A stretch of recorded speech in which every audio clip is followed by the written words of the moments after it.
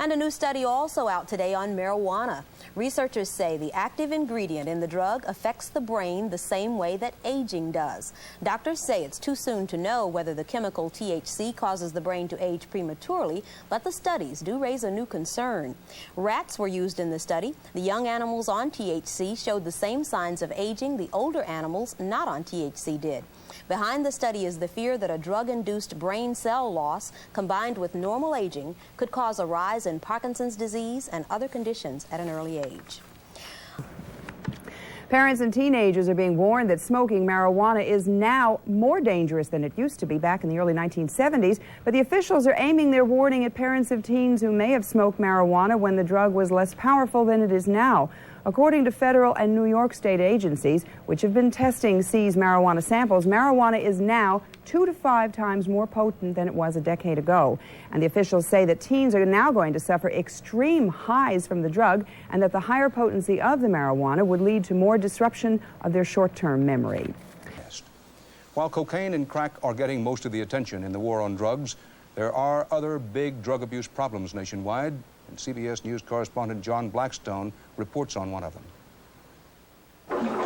Right here, where we're coming up to you right now. One war on drugs is already well underway. It's being fought in Arkansas and Texas. In Oklahoma, the National Guard has been called in. The war is fought with helicopters in Hawaii and spotter planes in North Carolina. Raiding parties in Missouri. Got some marijuana up inside there. It's the war against marijuana, the drug of the 60s and 70s still flourishing in the 80s. A major battleground is a part of Northern California called the Emerald Triangle because high-quality marijuana grows well there.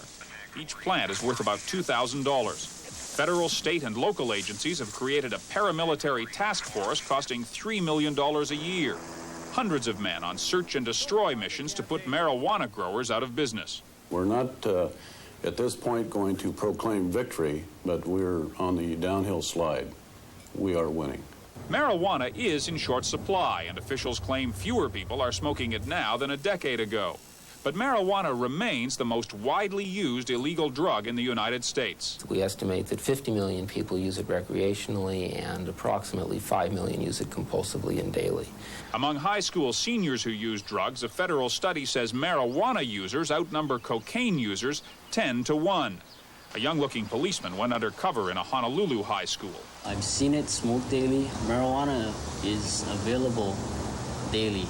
Its youthful users tend to think of marijuana as a soft drug, but the so-called mellow weed of the 60s has become a powerful hybrid in the 80s, a drug often 6 to 7 times stronger than it was back then. Marijuana is so much stronger that for the first time its users are seeking treatment at drug abuse centers to fight addiction. People that are smoking on a daily basis are getting much sicker, much more addicted than they ever did in the past. Bottom line was I had to have it.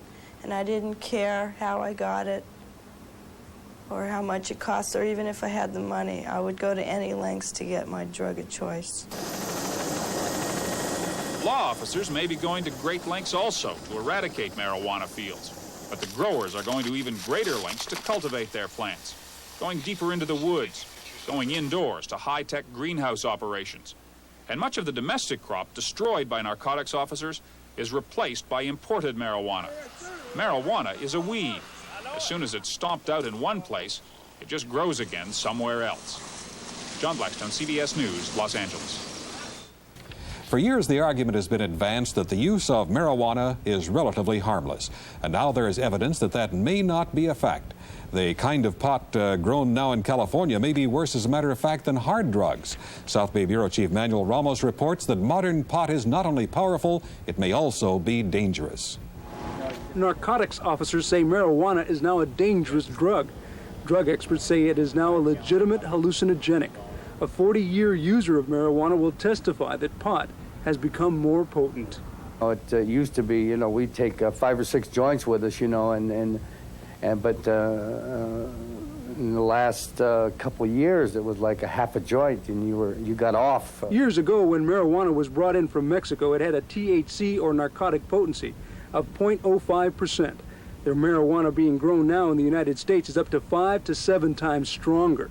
The pot being grown in the Santa Cruz Mountains is the most potent in the country, with a THC content of 16%. Some users can't handle it. Here at the camp, they treat drug addiction, and nowadays they're dealing with much more than just heroin or cocaine. They are seeing more cases of dependency on marijuana. Counselor Dave Logan says people are hooked on the new pot, and it is dangerous. We're talking mild hallucinogenic. We're talking hallucinogenic qualities, and we're talking a much more intense intoxication. This is probably the biggest pot stash in the South Bay. It is the marijuana evidence room of the San Jose Police. Cops pick up pot even when they aren't looking for it. This plant was found at a home while serving a search warrant for another crime. Police say society has accepted pot as harmless. People say, well, heck, I did it back in the 60s or whatever, and look, I'm okay right now. You know, here 20 years later, nothing's wrong with me. Hey, what's wrong with my kids doing it?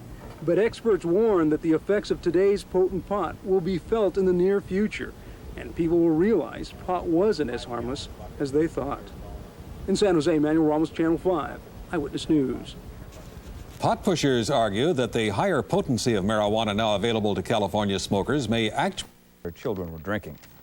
The dangers of new and extremely potent forms of marijuana, the focus of a two-day conference on marijuana, which opened today in San Francisco. News Center 4's Lila Peterson reports now that the new medical evidence shows marijuana smokers also face the risk of addiction. These marijuana plants from California's Emerald Triangle are much more powerful than the plants grown here 10 years ago. At today's conference, a doctor who treats people addicted to marijuana said today's cannabis stays in the bloodstream longer with frightening consequences.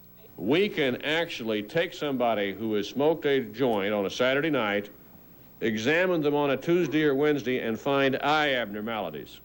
He says the new marijuana creates a dependency some just can't shake. Don't ever let anybody tell you that cocaine or alcohol has been the problem in professional sports. It's not true. Most of the athletes have lost their careers because of marijuana. A man who's been off drugs for years said he knows how easy it is to get hooked. 1 year, marijuana to heroin, what everybody will tell you, oh, it doesn't lead to other drugs, right? Now he says he's trying to get the message across to kids that marijuana can be quietly destructive. When kids ask me, what are the worst drugs on the street? And you know what answers they want to hear, right? That's crack. It's PCP, turn your brain to applesauce. I say marijuana. The people running this conference say it's time to look at marijuana in a new, harsher light, that it can be just as dangerous as cocaine or heroin, and that it can no longer be treated as the forgotten drug. In San Francisco, Lila Peterson, News Center 4.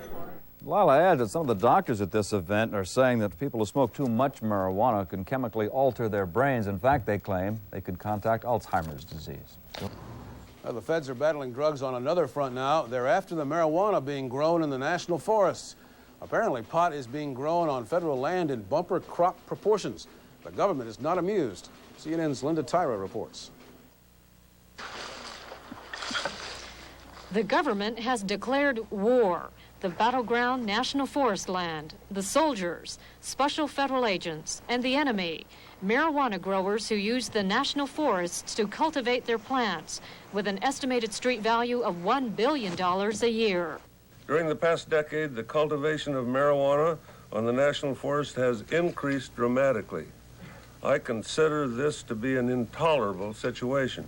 Marijuana is being found in virtually every national forest, with the heaviest concentrations in Northern California and the Pacific Northwest, the Desert Southwest, and the Ozarks. The government says its main mission will be to obtain indictments and convictions.